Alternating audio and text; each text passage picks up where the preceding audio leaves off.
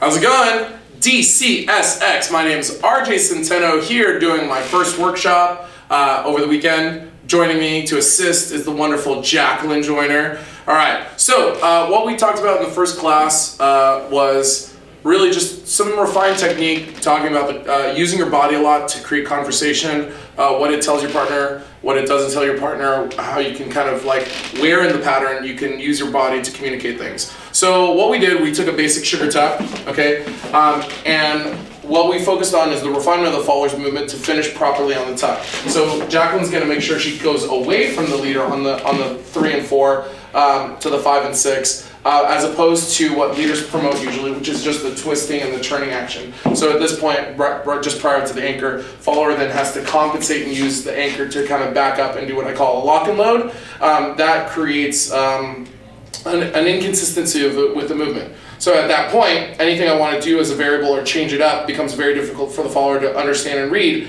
as a change, right? If she's a little bit more refined and consistent with the movement, then it makes it easier to introduce a variable. And in this case, the variable is going to be an over rotation. So I'm going to use my body, I'm going to pitch and go forward with her, and in one motion, I'm going to go into a tandem settling so that we're both along the same slot, sharing the same track, settle to the same side, okay? So as opposed to going here, 1, 2, and then separating a lead, sending her away, and then me having to play catch up, and then having to artificially lead the over rotation, and then me try to find and settle with her, that's very contrived. We're gonna do that all in one movement using my body as the lead. I'm gonna pitch and push out with her using my motion, and then it'll virtually click into place, settled to the same direction. At that point, we're also talking about the turn, that instead of me releasing and using my arm to close the gap, what we're gonna get the gap being the space between her and I. Instead, what I'm gonna do is I'm gonna shift my weight using my body to lead the dynamic past me and set up for the turn. All right, so we did those over and over again, and then what we focused on for the follower was kind of like an acknowledgement phase. The idea that every time she comes out of something, instead of being very passive, instead of waiting for the lead, like the what if element, like slowing down to what if the leader wants to do something else.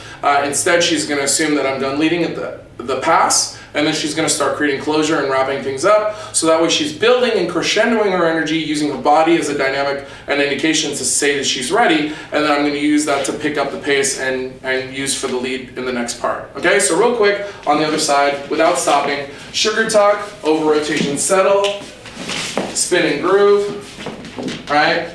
And then through. So what's going to happen now is we're going to do a slash. The slash, we have an inside turn. We're throwing to the opposition side of the follower, switching hands. And then what's going to happen is we're going to dance right into the element, back and forth. Okay, whatever timing we choose doesn't matter. So do this on this side. 1, 2, 3, and click, click, click, click, and then we can settle out and send the pass. So all together, we have sugar tuck, over rotation. You can groove here as well. I use my body to release. She comes through, she creates closure, inside turn, click, click, click, click, send it out, and through. Okay, and so that was the workshop, talking with your body. Dance Jam Production.